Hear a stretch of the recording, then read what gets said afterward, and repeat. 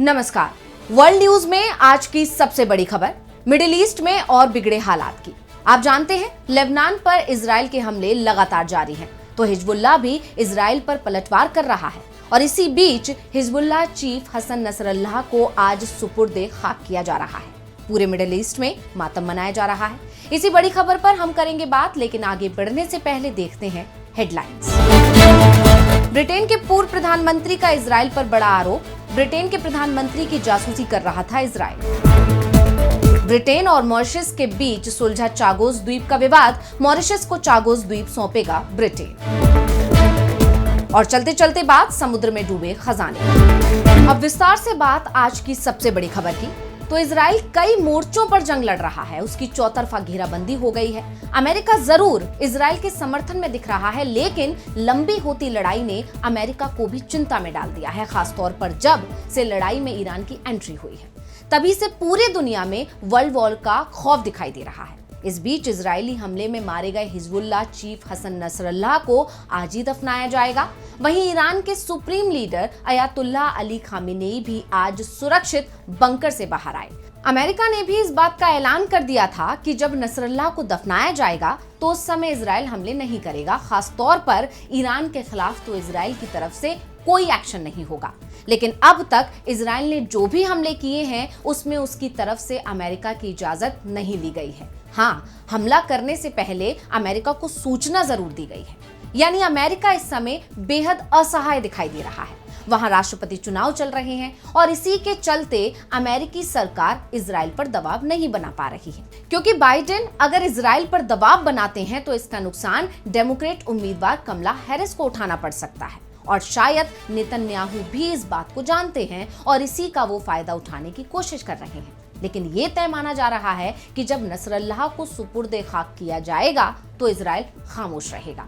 कहा जा रहा है कि करबला में उन्हें दफनाया जा सकता है। उनके सम्मान में सांकेतिक जनाजा निकलेगा। इजरायली कहीं नसरल्लाह के जनाजे पर हवाई हमला न कर दें, इसकी वजह से इसे सांकेतिक जनाजा बताया जा रहा है। इसे पूरी तरह से गोपनीय तरीके से निकालने की तैयारी है। एक बार स्थिति सामान्य होने पर नसरल्लाह के सम्मान में धार्मिक आयोजन किया जाएगा। हिजबुल्लाह ने अभी तक नसरल्लाह के जनाजे को लेकर किसी तरह की कोई जानकारी नहीं दी है। इराक के प्रधानमंत्री के सलाहकार मोहम्मद शिया अल सुडानी ने सोशल मीडिया पर पोस्ट में बताया कि नसरल्लाह को करबला में इमाम हुसैन के बगल में दफनाया जाएगा।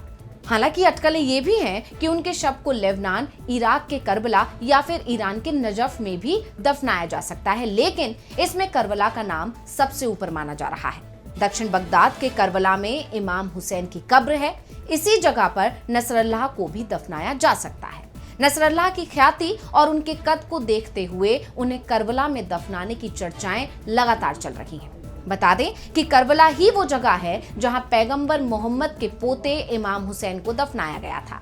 नसरल्लाह को आधुनिक समय का शहीद माना जाता है। पैगंबर मोहम्मद ने करबला को धरती पर स्वर्ग बताया था। शिया मुस्लिमों के लिए इस पवित्र जमीन पर दफन होने से बेहतर सम्मान कोई नहीं माना जाता। फिलहाल नसरल्लाह की मौत के बाद अब जंग का दायरा भी बढ़ता जा रहा है। ईरान की तरफ से कहा गया है कि अगर इजराइल ने हमला नहीं किया होता तो नसरल्लाह युद्ध विराम के लिए तैयार हो गया होता। लेकिन इजराइल के हमले के बाद अब जंग थमना मुश्किल दिख रहा है। इस बीच इजराइल के लेबनान पर हमले लगातार हो रहे हैं। लेबनान का बैरूत शहर को सबसे ज्यादा नुकसान हुआ है। लड़ाई के बीच लेबनान ने इजराइल पर बड़ा आरोप भी लगाया है। लेबनान का दावा है कि इजराइल ने बैरूत के बाचौरा जिले में एक आवासीय इमारत को निशाना बनाकर किए गए हाल के हमलों में फास्फोरस बम का इस्तेमाल किया है, जिसमें हिजबुल्लाह से जुड़े 7 नागरिकों की फर्स्ट रिस्पाइडर में ही जान चली गई। वहां के लोगों ने हमले के बाद सल्फर जैसी गंध पैदा होने की सूचना दी। मानवाधिकार संगठनों ने पहले भी इजराइल पर व्हाइट फास्फोरस आग लगाने वाले बम का इस्तेमाल करने का आरोप लगाया था। व्हाइट फास्फोरस एक जहरीला मोम जैसा पदार्थ होता है जो 800 डिग्री सेल्सियस से ज्यादा तापमान पर जलता है।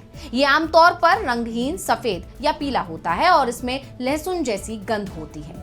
ये ऑक्सीजन के संपर्क में आते ही जल उठता है। एक बार आग लग जाने के बाद इसे बुझाना बहुत मुश्किल होता है और ये त्वचा और कपड़ों जैसी सतहों पर चिपक जाता है। इसे तोपखाने के गोले, बम, रॉकेट या ग्रेनेड के जरिए इस्तेमाल किया जा सकता है। और अब बात इजराइल पर लगे बड़े आरोपों की।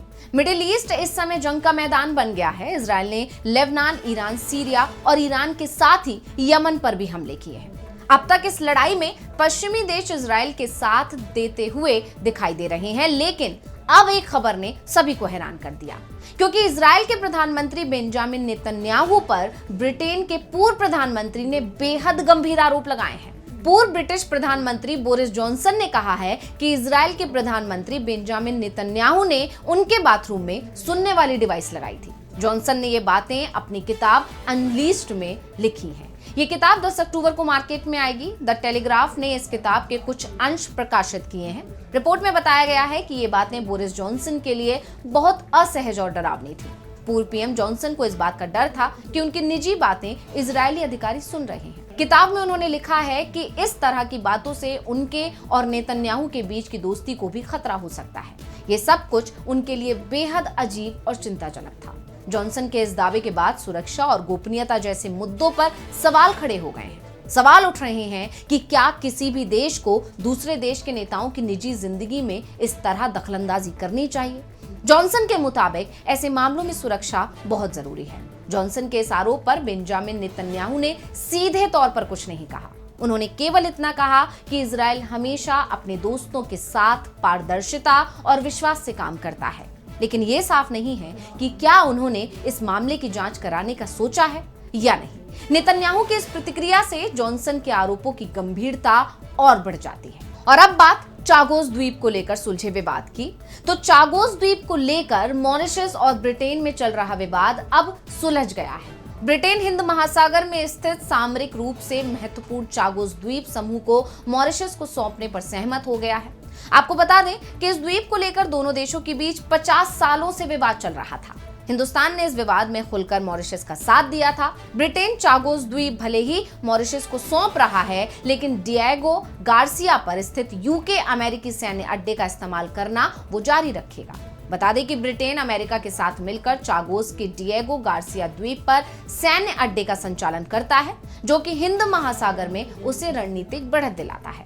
दरअसल साल 1968 में मॉरिशस को ब्रिटेन की दास्ता से आजादी मिल गई, लेकिन ब्रिटेन ने चागोस द्वीप पर कब्जा बरकरार रखा था। इस पर 1814 से ब्रिटेन का नियंत्रण रहा है। ब्रिटेन ने जब मॉरिशस को आजादी दी तो उससे पहले चागोस द्वीप पर रहने वाले मॉरिशस और सेशल्स के लगभग 2000 निवासियों को यहां से हटा दिया था और अमेरिका को यहां सैन्य बेस बनाने के लिए न्योता दिया था। ब्रिटेन चागोस द्वीप मॉरिशस को सौंपने के लिए तैयार नहीं था और इसके बाद मॉरिशस इसे लेकर इंटरनेशनल कोर्ट तक पहुंच गया, जहां कोर्ट का फैसला मॉरिशस के पक्ष में आया, लेकिन ब्रिटेन ने इसे मानने से इनकार कर दिया था। लेकिन अब ब्रिटेन ने चौतरफा पड़े दबाव के बीच मॉरिशस को चागोस द्वीप सौंपने पर सहमति दे दी है। और चलते चलते बात समुद्र में डूबे खजाने की, तो साल 1708 में ब्रिटिश सेना ने कोलंबिया में स्पेनिश जहाज सेंट जोस को निशाना बनाया था, जिसके बाद यह जहाज कोलंबिया के तट पर डूब गया था। अब इस जहाज को लेकर कानूनी जंग शुरू हो गई है और इसका कारण है जहाज के साथ डूबे अरबों डॉलर की कीमत के सोना, चांदी और पन्ना जैसे कीमती रत्न। सेंट जोस को दुनिया का सबसे कीमती जहाज मलबा माना जाता है, जिसकी अनुमानित कीमत लगभग 18 अरब अमेरिकी डॉलर बताई जा रही है। इसलिए इस पर दुनिया के तमाम देशों ने अपना दावा ठोक दिया है। कोलंबिया और स्पेन के अलावा एक अमेरिकी कंपनी और दक्षिण अमेरिका के स्वदेशी समूह भी इस पर अपना अधिकार जता रहे हैं। कोलंबिया और अमेरिका इस मामले में पहले भी अदालती लड़ाई लड़ चुके हैं और अब कई देश इसमें शामिल हो गए हैं। 1980 के दशक में एक अमेरिकी कंपनी ग्लोकामोरा ने मलबे को खोजने का दावा किया था, लेकिन ये खजाना कोलंबिया के जल क्षेत्र में पाया गया था। इस कारण कंपनी और कोलंबियाई सरकार के बीच हिस्सेदारी को लेकर विवाद पैदा हो गया। इस विवाद में स्पेन भी शामिल हो गया। स्पेन का दावा है कि जहाज और खजाना उसका है क्योंकि ये स्पेनिश जहाज था। वहीं बोलीविया और पेरू के स्वदेशी समूह का कहना है कि यह खजाना उनका है क्योंकि इसे औपनिवेशक काल में एंडीज की खदानों से स्पेनिश द्वारा लूटा गया था। और इस कानूनी लड़ाई की उलझन से फिलहाल इस मामले का कोई समाधान नजर नहीं आ रहा है।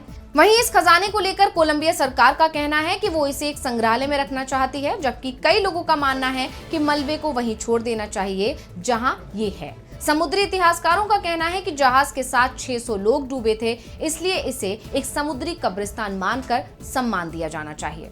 तो आज इस वर्ल्ड रिपोर्ट में इतना ही। देखते रहिए डीवी लाइव। नमस्कार।